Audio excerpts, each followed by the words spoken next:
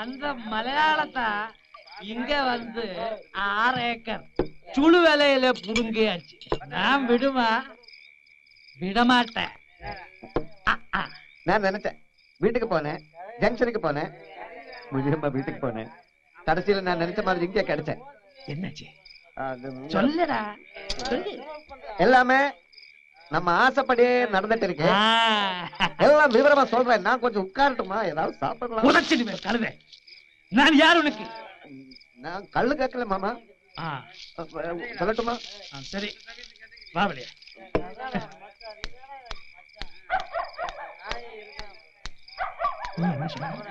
ஆசைப்படியே என்ன? அது ஒரே தமாஷா போச்சு மாமா. கிணறு வெட்டினேன். கடைசியில பார்த்தா அடியில ஒரே கல்லு, அசக்க முடியாத கடவுள் கூட இருக்கடா. அப்புறம் என்ன பண்ண போற? அங்க எல்லாரும் சார்ந்து ஒரே ஆலோசனை. கடைசியில நாளைக்கு இந்த வெடி மருந்து போட்டு கல்லு வெடிக்க போறாங்க.